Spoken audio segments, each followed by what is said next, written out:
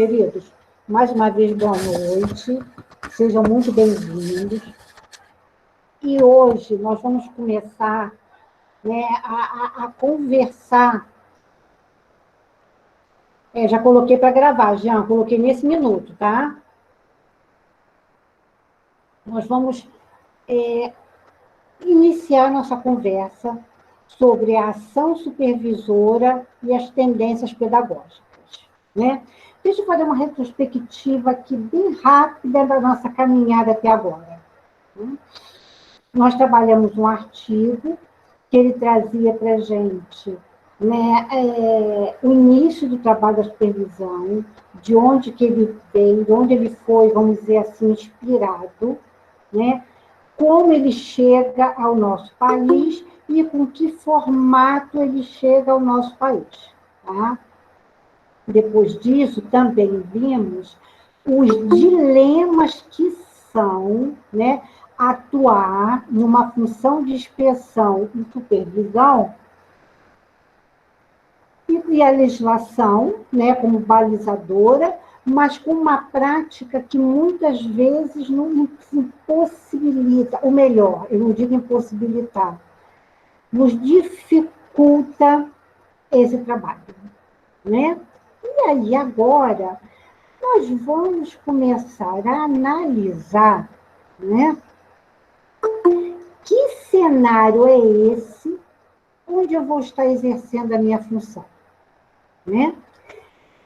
Porque com muita cautela, mas com muita observação e com muito estudo, nós vamos começar a verificar, né, a já perceber qual é a tendência pedagógica na qual, né, a instituição que eu esteja exercendo a minha função.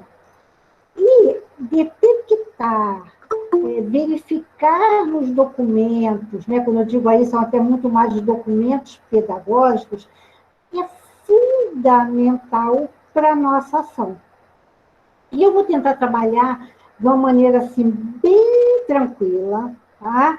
Para a gente percebendo o quanto é fundamental a gente detectar qual é a linha, né, filosófica, pedagógica da instituição e, como profissional da área, com condições de análise, verificar, por exemplo, se o que é trabalhado no cotidiano, na rotina, no dia a dia, está indo ao encontro, não é de encontro, não é contraditório, mas ao encontro das tendências que são explicitadas, são colocadas lá no PPP. Então, o material que eu coloquei para vocês já ontem, né, para que desse tempo de vocês começarem a fazer uma leitura, ele vem primeiro, né, atribuir significado ao que seja tendência pedagógica, né? Não é de longe, e vocês, né, se estiverem no terceiro ou estiverem lá no sétimo período, sabem que a educação, a escola, ela não é neutra.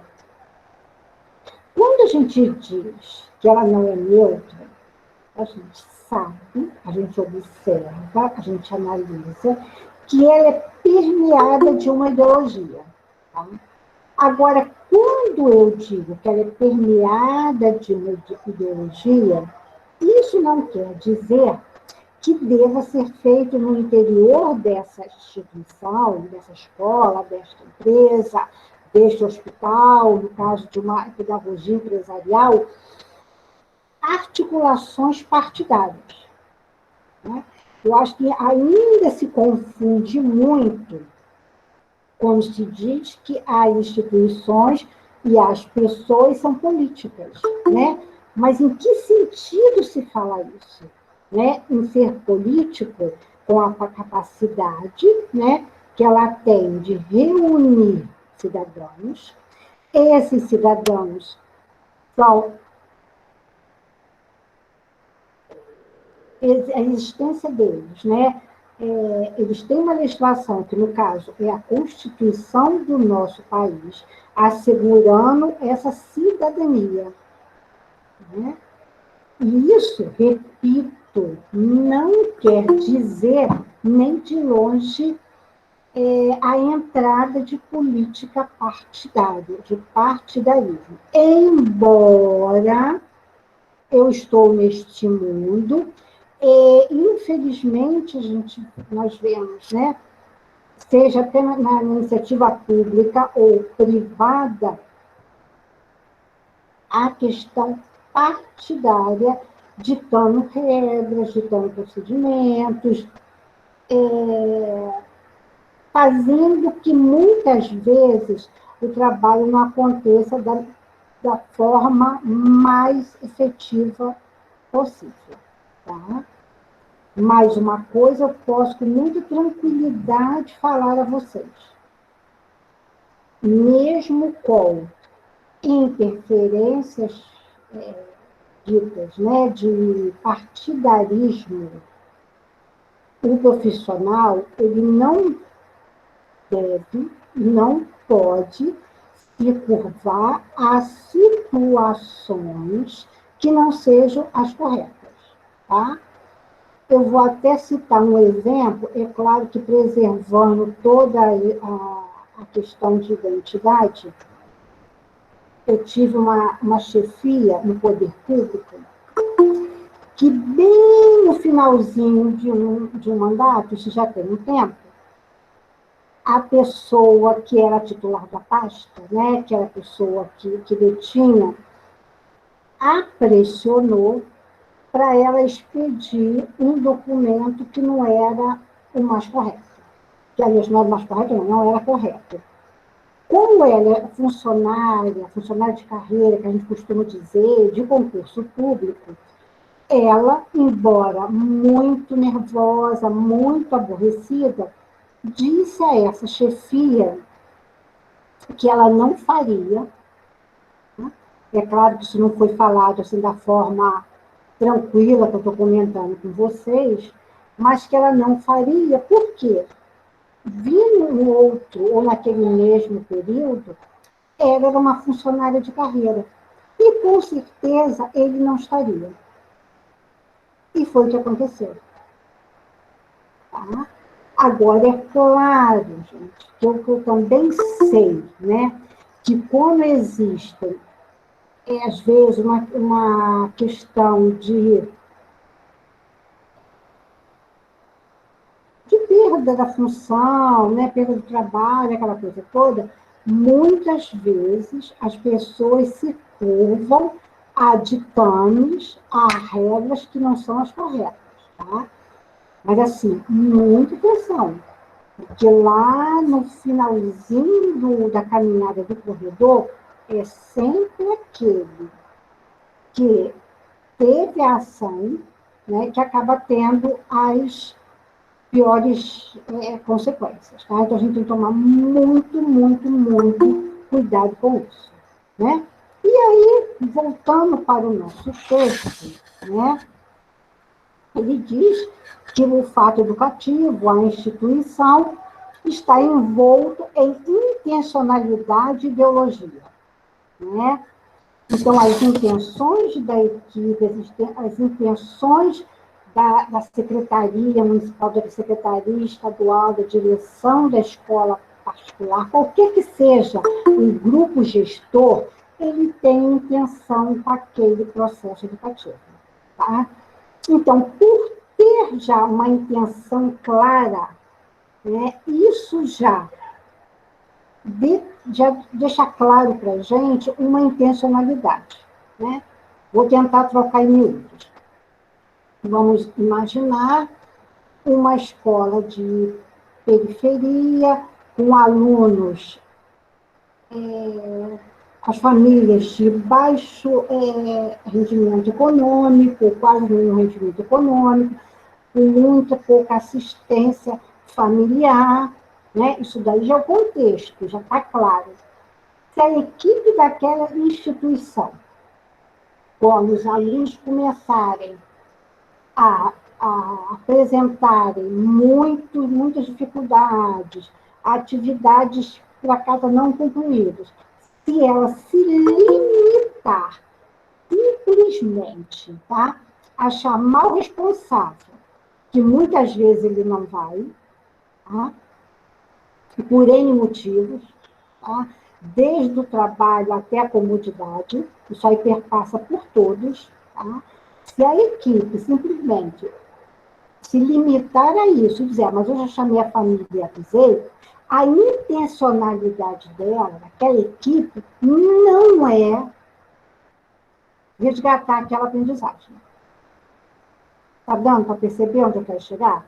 Tá? Porque não é ela simplesmente falando, verbalizando, que ela vai conseguir que aquela família dê alguma assistência. Mas, em contrapartida, se ela, já sabendo de todo o contexto, se ela já pensa com a equipe da escola algumas estratégias, a intencionalidade é outra. Tá?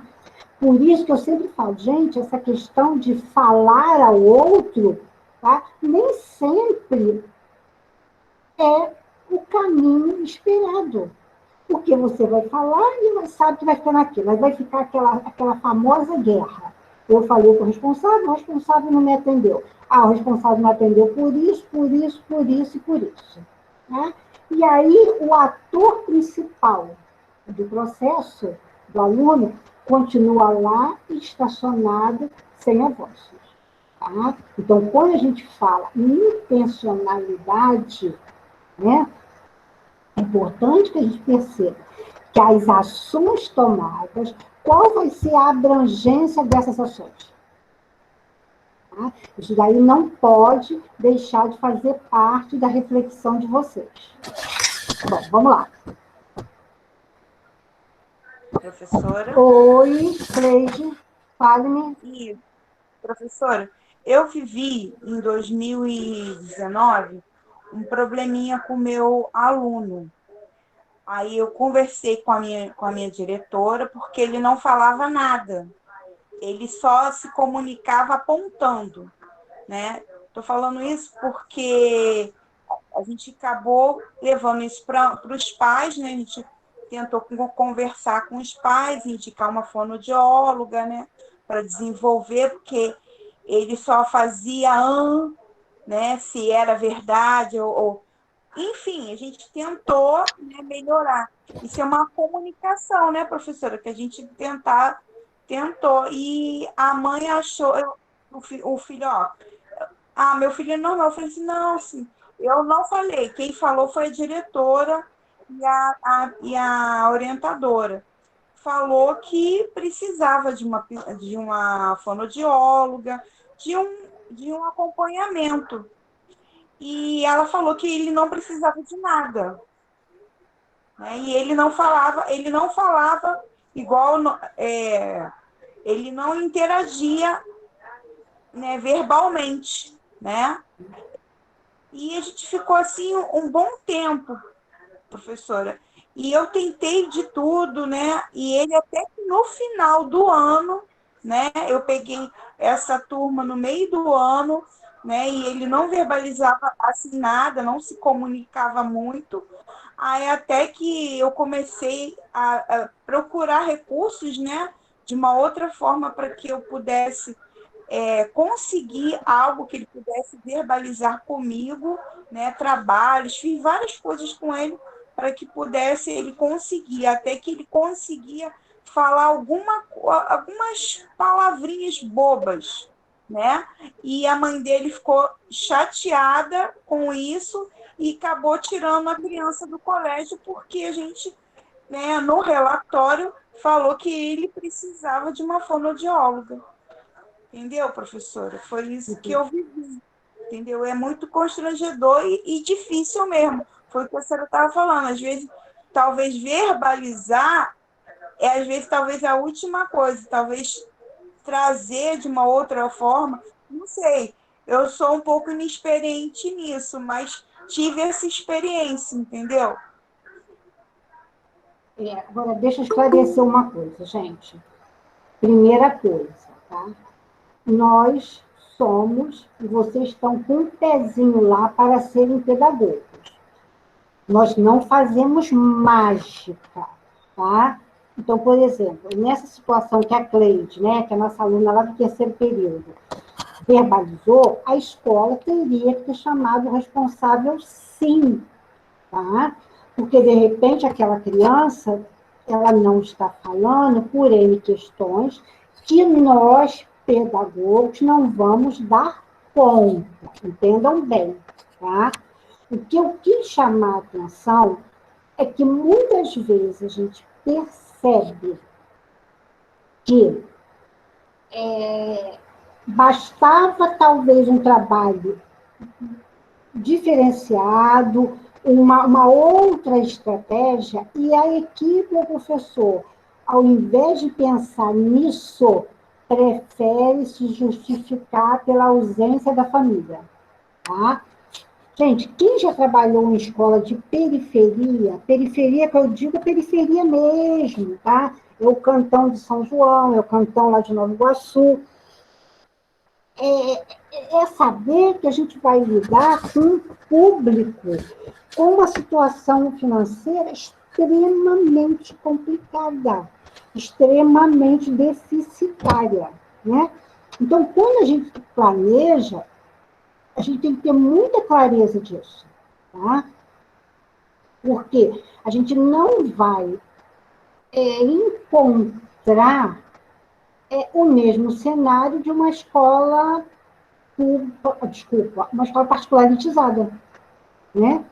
Eu lá, assim que eu terminei a escola normal, eu fui convidada na época para trabalhar na escola que eu me formei. Eles faziam isso todos os anos com alunos do curso, na minha época, era formação de professores, o título. E eu e mais algumas colegas, a minha turma era dita uma turma boa de rendimento, com excelentes notas em estágio, então algumas de nós fomos convidadas, né? A gente indo de 16 para 17 anos, gente, era tudo que a gente queria, né? Trabalhar com todos os vínculos, respeitar aquele sonho da normalista, né? Eu trabalhei por lá por 2 anos, eu fiz o primeiro concurso, que foi o concurso da rede estadual, passei e fui logo chamada para trabalhar. Então, eu trabalhava lá de manhã, passei minha faculdade para a noite e fui trabalhar no primeiro CIEP, que foi inaugurado aqui em São João, que é num bairro chamado Grande Rio, né? Lá na escola particular, nos antigamente, existia a classe de alfabetização, né? Que seria o primeiro ano de hoje em dia, com essa terminologia atual. Eu trabalhava lá com a classe de alfabetização e vim para esse CIEP para trabalhar, na época, com a antiga primeira série. E o CIEP, na época, justamente o objetivo era ele acolher aquela clientela mais empobrecida, né? Tanto que esse CIEP, as crianças ficavam lá o dia inteiro. E tinha até uma questão de alguns alunos que eles ficaram depois sendo residentes, né? Que tinha pai e mãe social. Então, é claro, gente, quando eu saí de uma escola extremamente elitizada, né? Com todos os materiais à minha volta, e eu me deparei, né, com a realidade da escola pública, eu não podia nem fazer comparativos. Porque era uma realidade, embora dentro do mesmo território, né, do mesmo município, mas a situação era tão divergente, que a gente tinha que trabalhar de acordo com as possibilidades. Né? E aí, na época, eu tinha uma equipe pedagógica que me orientou como agir, né, era muito presente na escola, para a gente, não só eu, mas já tinha professores muito experientes, com muitos anos na escola pública. Né? Eu sei que hoje em dia eu ainda transito pelas duas redes, Mas, assim, eu fui adquirindo uma paixão pelo aluno da escola pública, pelo trabalho da escola pública, e, principalmente, se essa escola for em locais bem, bem rudimentares, bem precários, porque a gente sabe que é possível fazer. Agora, para fazer, é necessário sair, muitas vezes, da zona de conforto. Tá? Bom, vamos lá. E aí, né, o nosso texto, ele vem de uma forma assim, muito clara, muito objetiva, colocar que o processo pedagógico ele envolve três grandes dimensões. A dimensão humana, a dimensão técnica e a político-social. Né? Além disso, as tendências pedagógicas têm sua origem em movimentos sociais e filosóficos que, presentes em um determinado momento histórico, aproximam as práticas. O que eu quero dizer com isso? Tá? Que elas refletem o momento histórico e político, ele reflete dentro do universo da escola. Bom, uma outra definição muito apropriada para a tendência, para que vocês entendam, né, o que é a tendência, é dito da seguinte forma: entende-se por tendência toda e qualquer orientação de cunho filosófico e pedagógico que determina padrões e ações educativas, ainda que esteja desprovida de uma reflexão e de uma intencionalidade mais concreta. Uma tendência pedagógica é, na verdade, uma inclinação por pensamentos e comportamentos pedagógicos lidos na história da educação ou mesmo em outras práticas pedagógicas, né, de outros momentos. Então, quem quiser, quem tiver possibilidade de fazer a marcação no texto, tá?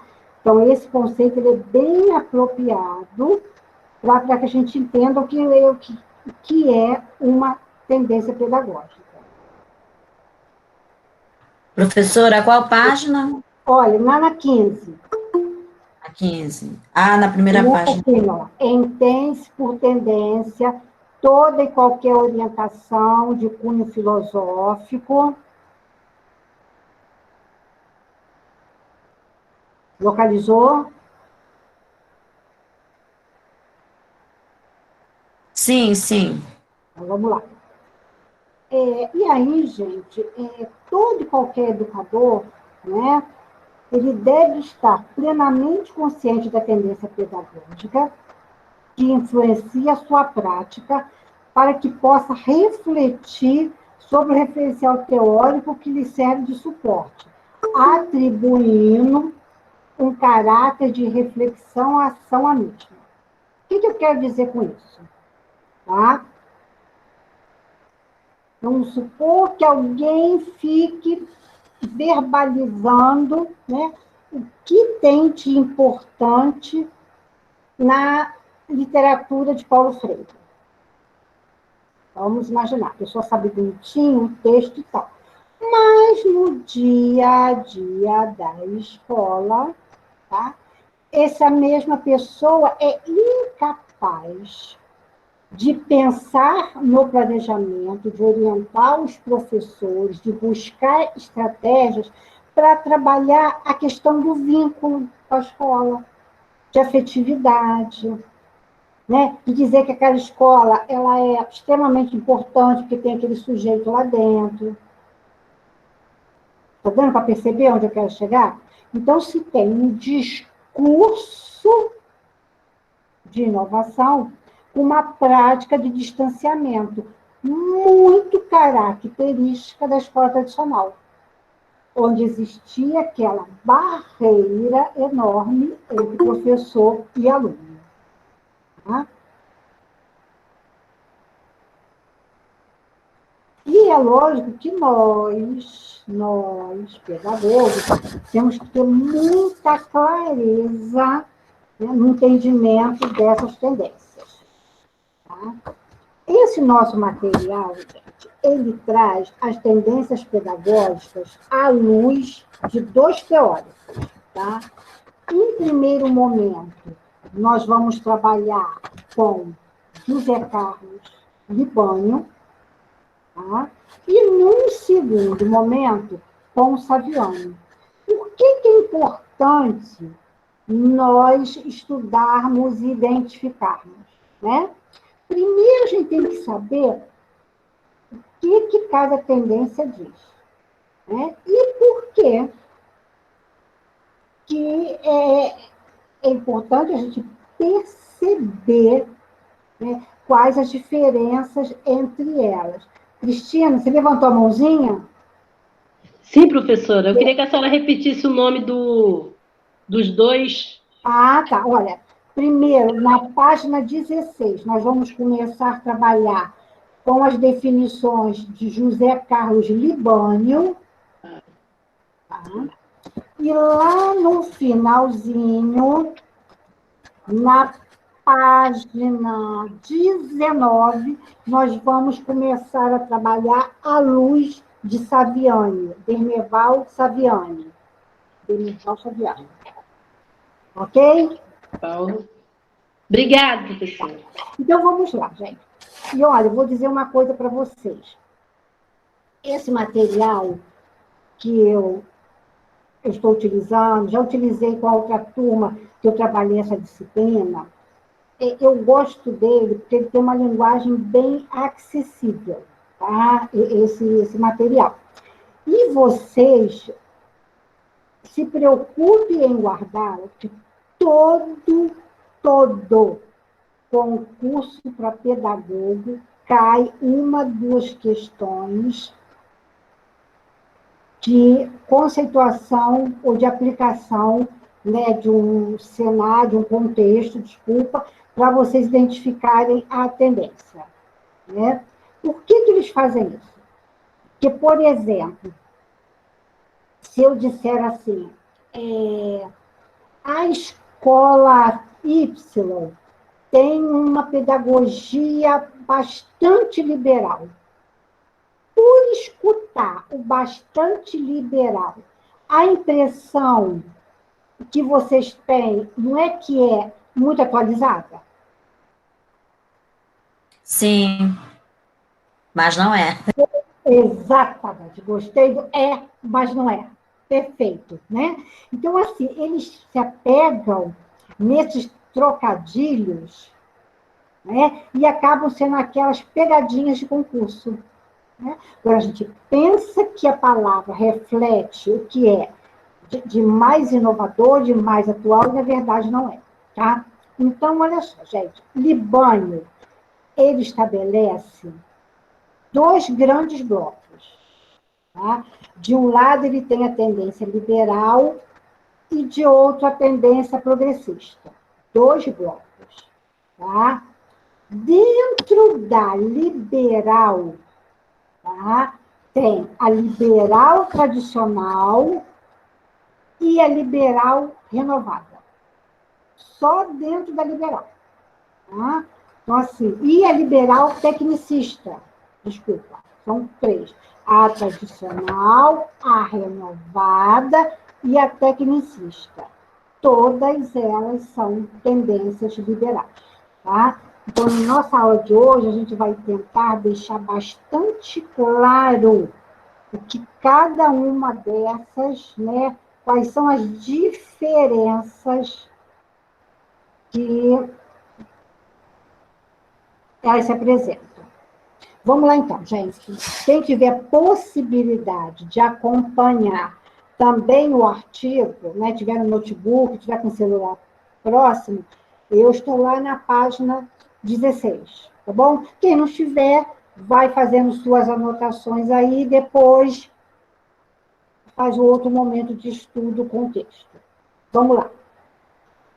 Características da pedagogia liberal, tá? Tendência liberal. A escola tem como função preparar os indivíduos para o desempenho de papéis sociais, de acordo com suas aptidões. A ênfase no aspecto cultural esconde a realidade das diferenças de classe, pois, embora difundida a ideia de igualdade de oportunidades, não leva em conta a desigualdade de condições. Tá? Vamos novamente analisar. Preparar os indivíduos para o para o desempenho de papéis sociais de acordo com as suas aptidões. Aptidões e condições. E aí a gente já vai perceber o quê? Uma lacuna enorme. Né? Porque, na grande maioria das vezes, não se tem acesso a escolas, acesso a lazer, acesso à cultura, a insumos que podem refinar o nosso dia a dia. Né? Vou dar um pequeno exemplo para vocês. Eu tenho um colega de trabalho, né, que eu brinco que o magistério para ele é paixão, porque ele trabalha durante o dia na Petrobras. Né? É casado, tem um filhinho de 8 para 9 anos. O filho dele está no 4º ano.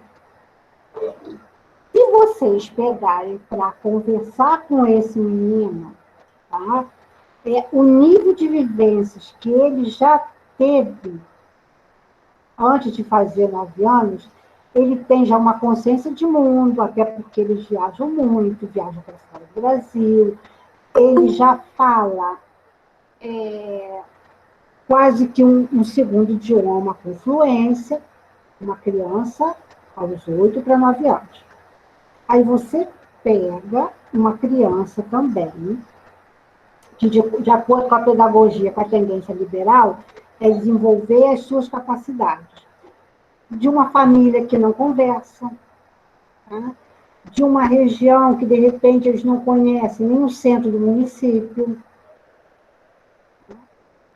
É possível, né, dentro desses contextos, né, estou tirando ninguém do seu contexto, a gente desenvolver as mesmas habilidades? Claro que não, gente. Né? Então, assim, desconsiderar, tá, que as diferenças de classe, elas exercem um papel extremamente relevante. Tá? E aí, o que eu coloquei para você? Comentei já antes, que para muitos professores, a palavra liberal possui uma conotação equivocada. Né? Eles afirmam, né, muitos, que são liberais, pensando que isso é sinônimo de democracia ou qualquer outra questão mais inovadora, quando, na verdade, é justamente o contrário. Né? E aí, vamos lá. Dentro da pedagogia liberal, nós temos, né, 3 modelos. A tradicional, a renovada e a tecnicista. Vamos começar a caminhar pela tendência liberal tradicional. A preocupação central é a universalização do conhecimento. Mas de que forma? O professor utiliza o treino intensivo, a repetição e a memorização, para transmitir ao aluno o saber universal que está sistematizado. Né? Então, é aquela escola que a gente brinca de pedagogia da nuca, que não se faz atividades reflexivas, né? Que a famosa memorização é a palavra de ordem. E aí, aquele aluno que, por algum motivo, tá? Não é nem que seja, tem alguma deficiência, mas aquele que tenha uma dificuldade para essa questão de memorização, com certeza esse aluno não será bem-sucedido nessa escola. Tá? E aí eu estou falando de neurotípico, tá? Sem qualquer comprometimento. Porque a memorização é como se fosse assim o carro-chave desse trabalho pedagógico. Tá? Por outro lado, né, nessa tendência, os alunos são elementos passivos, aquela coisa do balança a cabeça, de frente para trás, e simplesmente absorve os conteúdos, que são ditos verdades absolutas. Tá? Aqui não existe a preocupação com as características específicas e com a diversidade. Tá? Se um aluno X não aprende, a responsabilidade não é da metodologia, não é do professor, não é da estratégia. Tá? O fracasso, vamos assim dizer, recai somente nas costas do aluno. Tá? Se utiliza sempre a exposição verbal e a demonstração dos conteúdos. São apresentados de forma linear e em progressão lógica, sendo fixados, memorizados e avaliados por meio de provas escritas, orais e trabalhos de casa. Tá? Ao se observar essas características, né, dessa tendência, se percebe que ela ainda está muito presente no nosso dia a dia. Tá? Até porque, gente, uma tendência, ela demora muito, muito, muito para desaparecer. Tá? A gente costuma dizer que ela fica menos forte, menos intensa, menos determinante, e aí ela vai coexistindo com a tendência que surge depois. Tá? Mas, para que ela desapareça, é uma caminhada extremamente longa, e quando se tem a adoção de uma tendência onde extremamente diversa, que todos, tá? Trabalhem de uma forma totalmente contrária. Tá? Agora, isso realmente é uma caminhada, ou é uma adoção extremamente demorada. Tanto que, com certeza, vocês visualizaram várias escolas em pleno 2019, 20, 21, que ainda apresentam essas características. Né? Vocês querem ver uma situação muito prática, tá? Que eu vejo, por exemplo, que o professor de educação infantil, ele ainda tem muito receio de fazer, tá? A questão dos relatórios descritivos de avaliação. Porque é difícil. Verdade, professora. É difícil incorporar no professor e ele se sentir seguro para avaliar de uma forma que não seja por nota, por mensuração. Gente, a LDB está aí desde 1996. Nós estamos em 2021. Foi lá que foi registrada a questão da avaliação descritiva. Tá? Mas como que isso é difícil?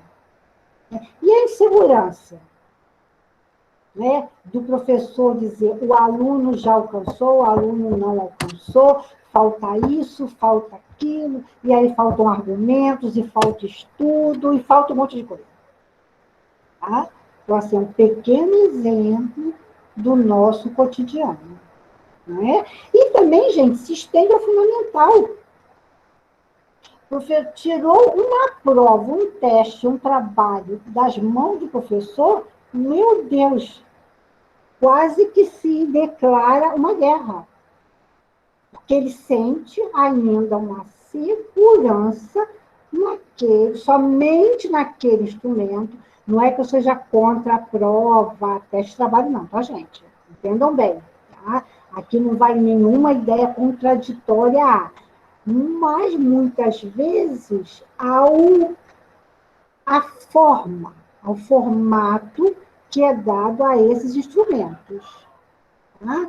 Até porque, exatamente, é todo uma dinâmica que ainda está se fortalecendo, né? A gente poderia falar assim, poxa vida, Fátima, daqui a pouco tem 20 e pouco, quase 30 anos da LDB, mas as mudanças, muitas mudanças, elas costumam ser demoradas, tá? E aí, para que a maior parte das instituições consiga esse alcance. Bom, vamos lá. Uma outra tendência, e aí eu já estou na página 17, diz respeito à tendência liberal renovada. Meu Deus do céu, o que será que é essa coisa de liberal renovada? Né?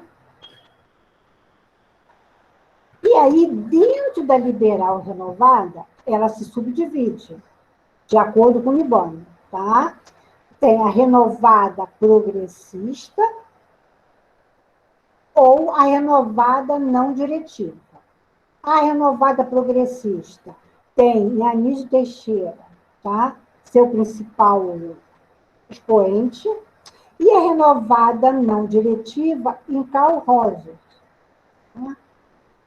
Que, como elemento de destaque, enfatizando a igualdade e o sentimento de cultura como o desenvolvimento de aptidões individuais. Aí vamos agora, item por item. Na concepção renovada progressista, tá? A escola deve ajustar-se às necessidades do indivíduo e ao meio social em que ele está inserido, tornando-se mais próxima da vida. E essa tendência também é conhecida como pedagogia nova. Tá? Quando a gente fala em pedagogia renovada, não diretiva, né, se atribui à escola o papel de formar atitudes. E, para isso, está mais preocupada com os aspectos psicológicos do que com os pedagógicos. Nessa tendência, né, renovada não diretiva, Carl Rogers, psicólogo, se vê realmente uma preocupação, tá, que não é tarefa primeira da escola. Não é essa questão de a escola ensina, a educação vem de casa. Mas uma base, uma formação de atitudes, uma formação de posturas, vem do lar, sim. É claro que a escola tem, e aí se for um trabalho bem amarrado, ela tem a capacidade de promover mudanças positivas. Mas não é a escola, né, que, neste primeiro momento, vai priorizar só essas questões posturais e psicológicas. A escola tem que ter uma preocupação forte, decisiva, com a questão da aprendizagem. Então, assim, precisa deixar muito claro. E, infelizmente, a gente tem vários profissionais que têm essa... Eu brinco, a gente me desculpa, mas eu estou com uma dor na coluna insuportável, porque eu estou me mexendo tanto. Então, é por isso que nós temos, eu costumo brincar, que tem profissionais nas escolas que, às vezes, têm síndrome ou recalque de não ser da Secretaria de Saúde, né? Ou não ter feito uma carreira ligada a isso, porque é um tal de dar diagnóstico, né, que a gente fica, às vezes, assim, meio tonto, tá? Mas não podemos esquecer a real relevância da escola quando se pensa na questão da aprendizagem, tá?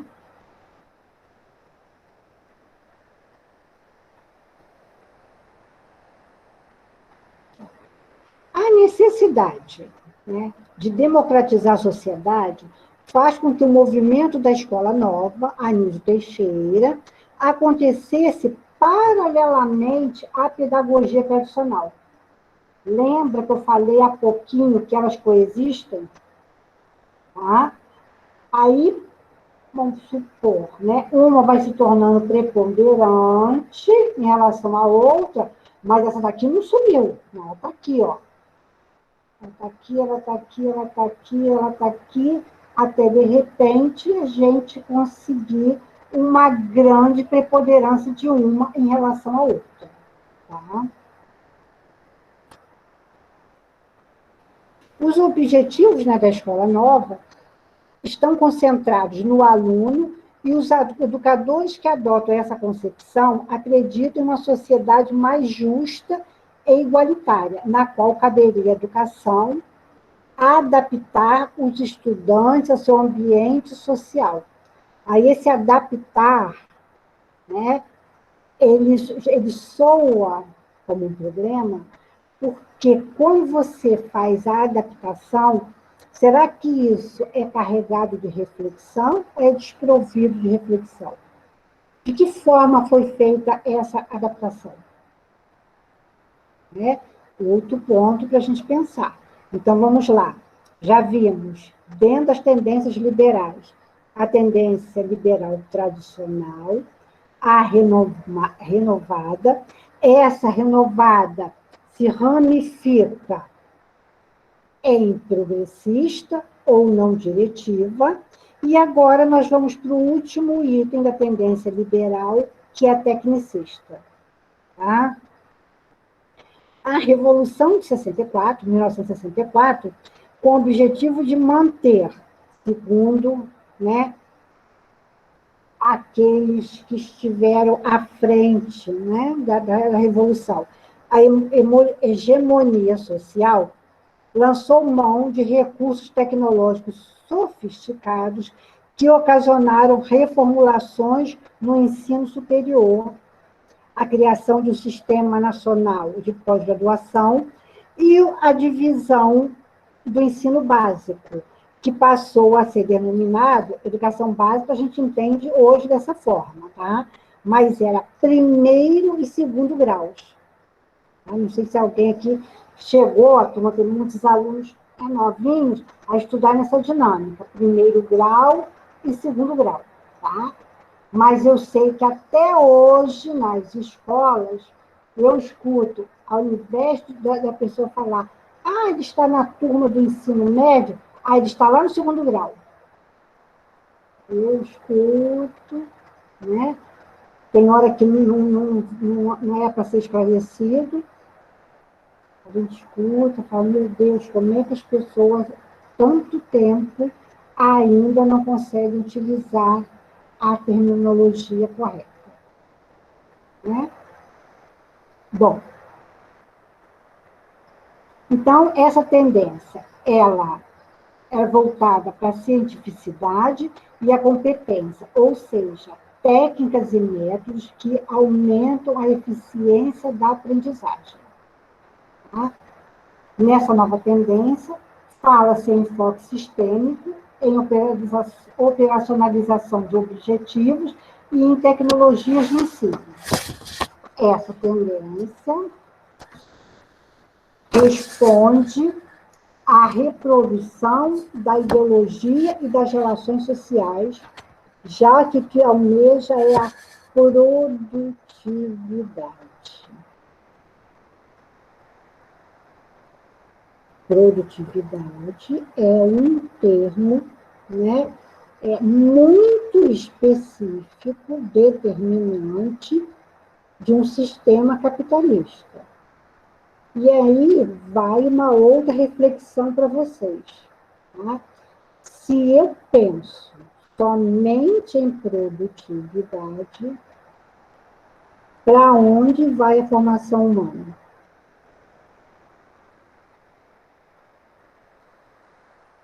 Deixo mais essa como reflexão, tá?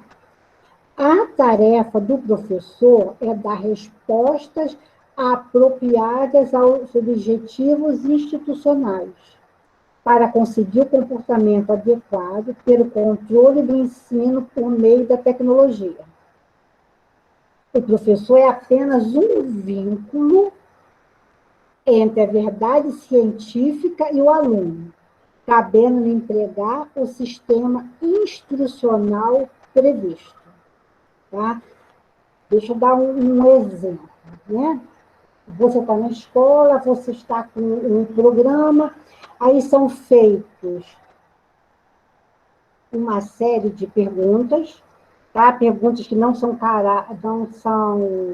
com caráter de reflexão, perguntas de memorização, aí o aluno clica na resposta, né? Na resposta padrão para aquela pergunta. Então, se ele acerta, ok, leva a pontuação. Se ele não acerta, ele fica sem a pontuação. Tá? Não é usar a tecnologia como uma maneira do aluno avançar em suas aquisições. Ele apenas está transportando para o ambiente tecnológico as mesmas estratégias usadas em sala de aula. Tá? A aplicação da pedagogia tecnicista, planejamento, livros didáticos programados, procedimentos de avaliação, não configura uma postura tecnicista do professor. Tá?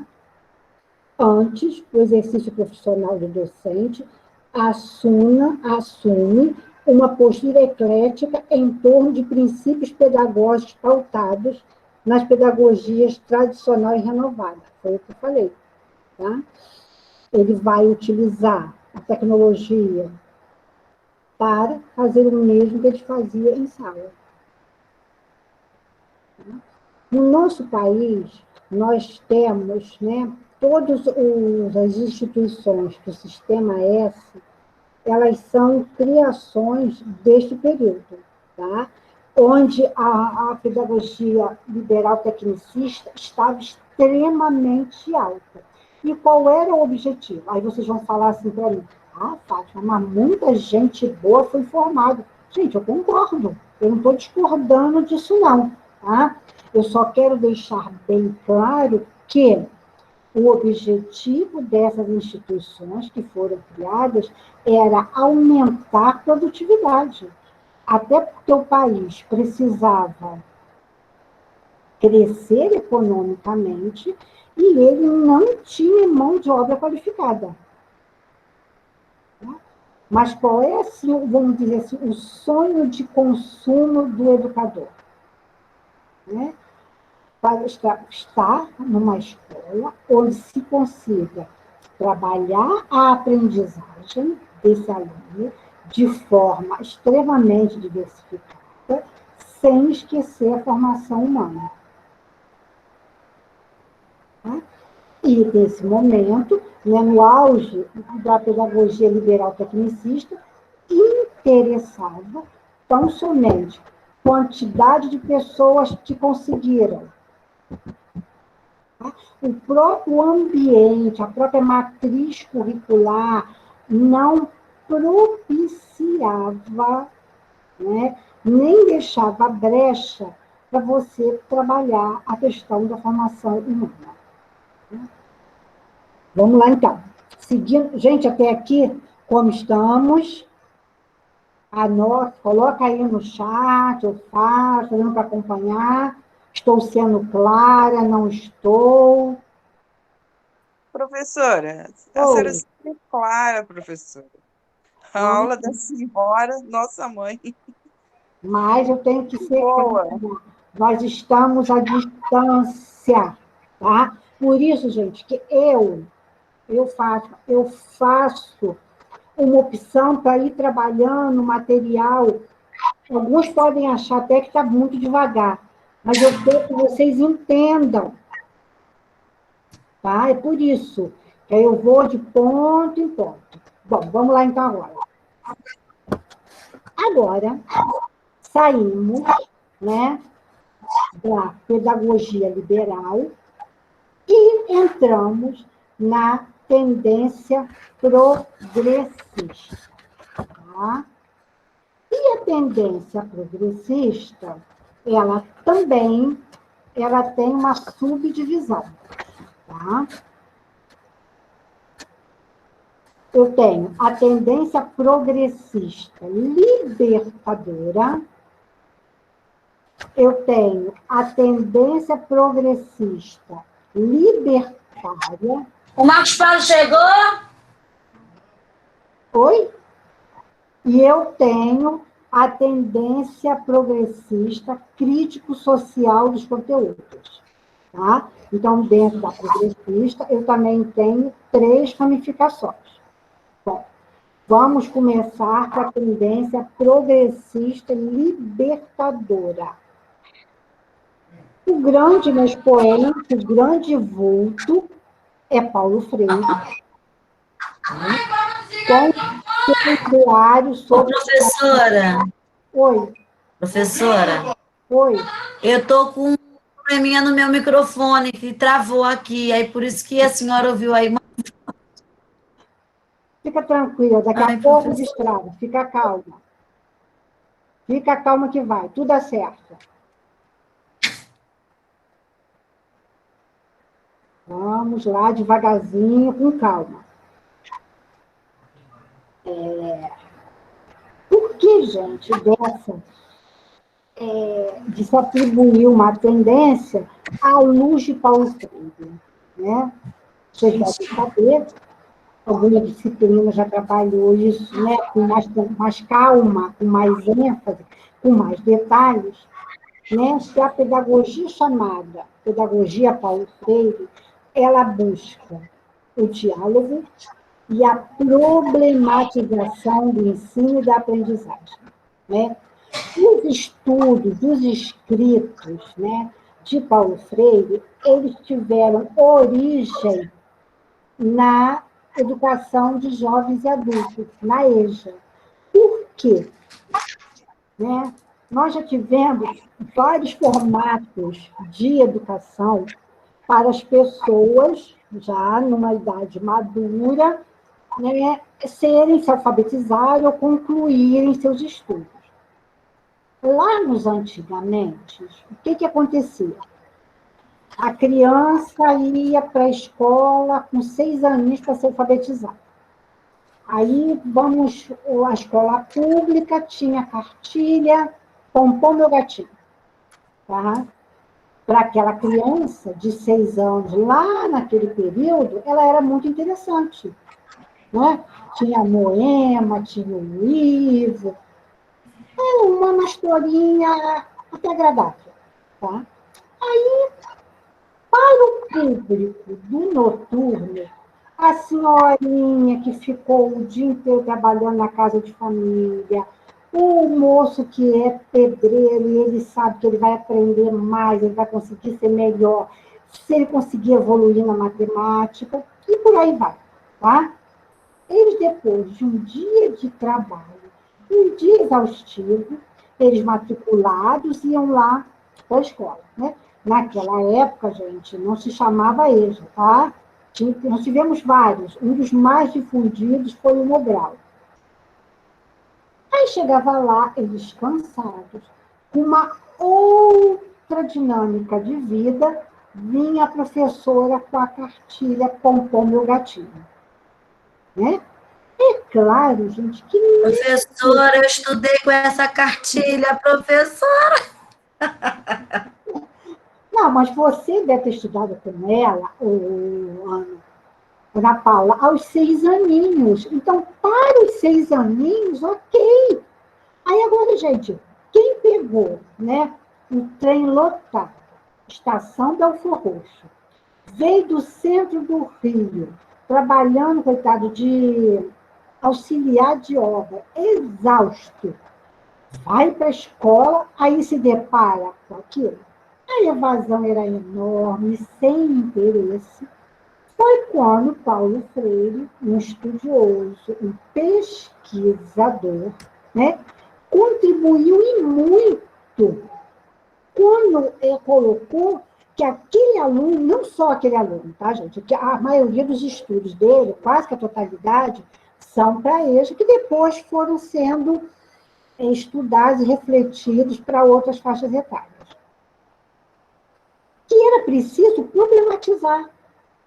Então, será que não ficaria interessante Se em vez de colocar 2 petequinhas por mais 2 petequinhas, quantas petequinhas são? Né? Até porque eles não jogavam peteca mais. Né? Não jogavam no sentido que não era mais o cotidiano deles. Não era mais interessante criar um problema, criar um desafio com cimento. Um exemplo, tá?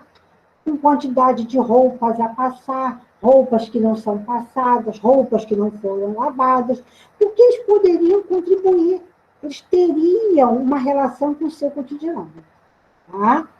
Então, o que Paulo Freire queria não, né? Quis e conseguiu muito bem, tá? Que se entendesse, né? O homem como um ser no mundo, material, concreto, econômico, social e ideologicamente determinado. Tá? E ao homem cabe, de acordo com seu poder de reflexão, transformar essa situação em que vive. Só, gente, que para transformar, esse homem tem que ter repertório.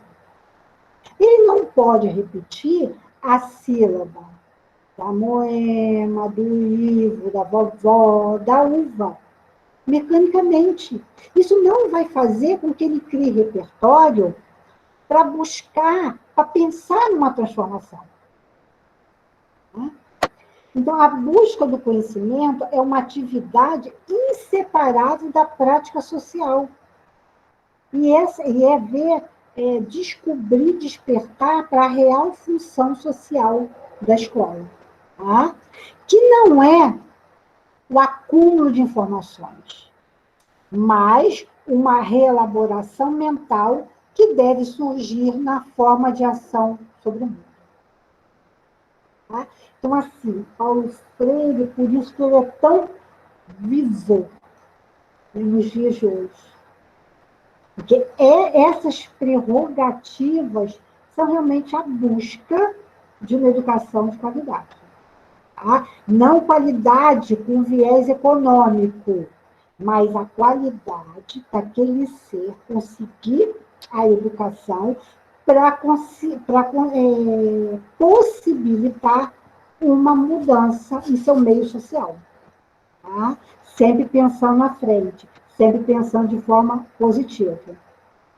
A escola, com isso, ela passa a ser vista como instrumento de luta das camadas populares, relacionando-se dialeticamente, dual, com a sociedade, e se constituindo em um meio de transformação social. Sua principal função é elevar o nível de consciência do aluno a respeito da realidade, tornando capaz de buscar sua emancipação econômica, política, social e cultural. Isso com uma aprendizagem efetiva. Tá? Só a tendência progressista libertária acentua a conotação política do movimento anterior. Traz preocupações com a participação grupal, a análise institucional, os processos de mudança e a efetiva inserção da educação na prática social. Essas duas, tá?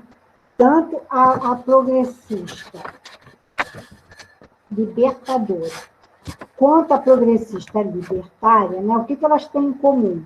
Onde que elas dialogam?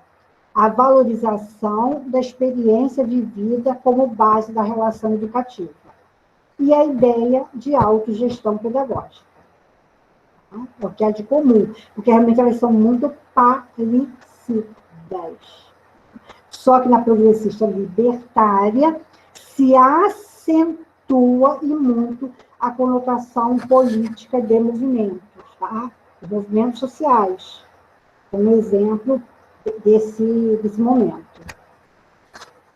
Nessa tendência, né, na progressista libertária, o conhecimento não é a investigação cognitiva do real, mas a descoberta de respostas relacionadas às exigências de vida social. Tá? Aqui acredita-se na liberdade total e, por isso, dá-se mais importância ao processo de aprendizagem grupal do que aos conteúdos de ensino. Né? É correto afirmar que a pedagogia libertária abrange quase todas as tendências anti-autoritárias em educação. Tá? E aí tem uma proximidade com a anarquia, com os professores progressistas, tá? Onde sabemos que anarquismo não é bagunça. É outra palavra que gera desconforto em alguns. E, para fecharmos essa tendência, temos também a tendência progressista crítico-social dos conteúdos, também chamada histório-crítica, que é apresentada por Libânio e outros educadores brasileiros no início da década de 1980. Propõe a valorização dos conteúdos do saber sistematizado, mas não de forma inerte, como na escola tradicional.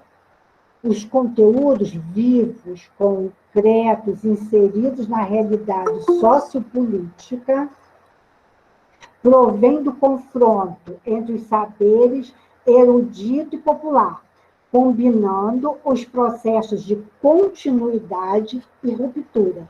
E assim não basta que os conteúdos sejam bem ensinados, é preciso que tenham significação humana e social. Né? E aí, essa questão dessa tendência, ela vai se alinhar futuramente com muitas outras. Né? Porque quando a gente faz os planejamentos na escola, e eu lembro que eu falei bastante com vocês quando eu trabalhei com planejamento e avaliação aqui para a maioria dos semestres, né, dos períodos, é que a gente tem que buscar aproximar, né, que o aluno consiga, com a aquisição das aprendizagens na escola, encontrar significado com o nosso meio social. Um exemplo simplório e recorrente é quando você trabalha lá na educação infantil, no primeiro ano, no segundo, no terceiro, no quarto, no quinto, com abordagens de acordo com a sua etapa, a questão da preservação do seu ambiente, né, do que está a seu redor.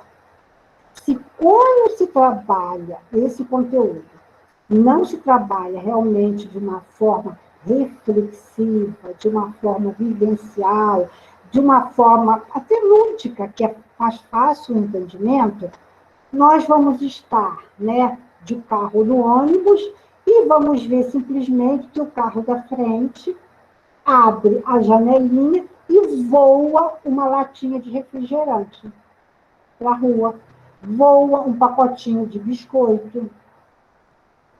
Quem está lá naquele carro conseguiu entender, né, qual é a relevância da aprendizagem que ele teve na escola para o seu meio social? Não, né?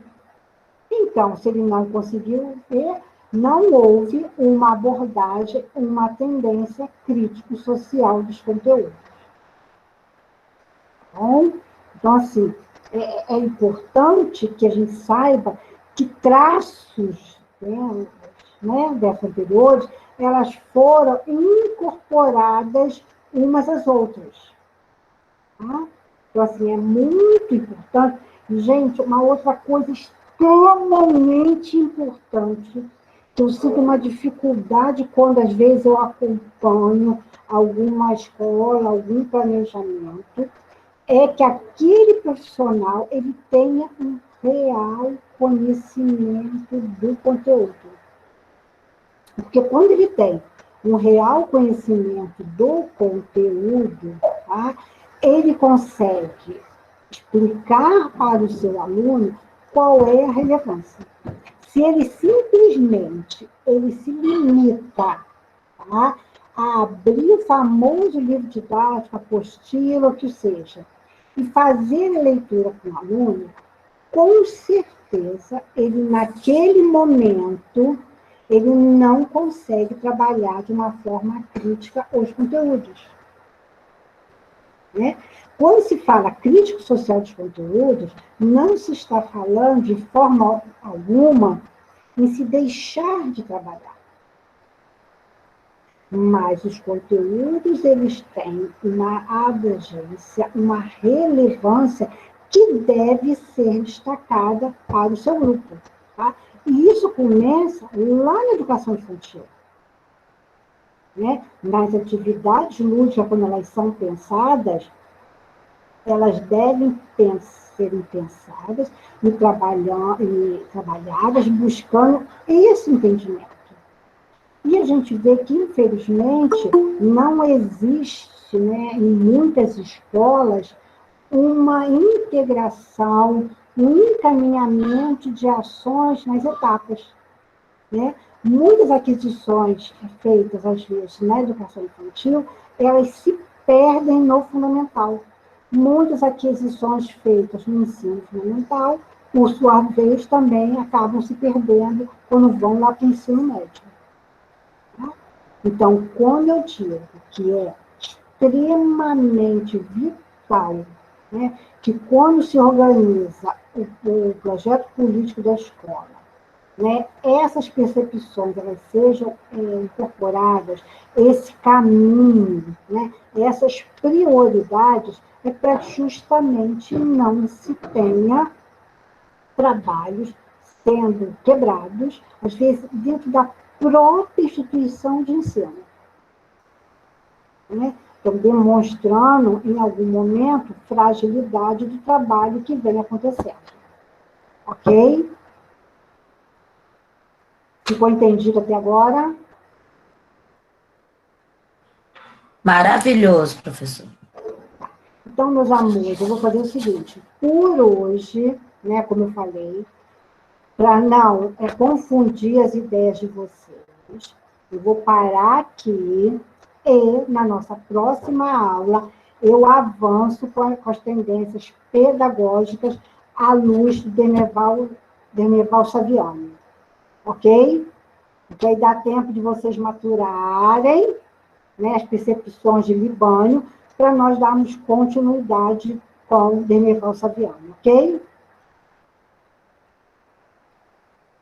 No mais, gente, meu extremo boa noite, tá? Fiquem com Deus.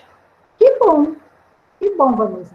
Fiquem com Deus, se cuidem, tá? E me perdoa hoje o excesso de movimentação, porque eu já até tomei remédio, mas hoje a minha coluna resolveu me aplicar uma peça. Tá bom, meus queridos? Fiquem com Deus. Ok, Andressa? Eu vi quando você entrou, tá? E até a próxima semana. Tá bom? Paz e bem a todos. Professora. Remédio Flancox. Hoje está feia a coisa aqui, mas a gente conseguiu, né? Vamos lá, então. Meus queridos, então, boa noite, tá bom? E até a próxima semana.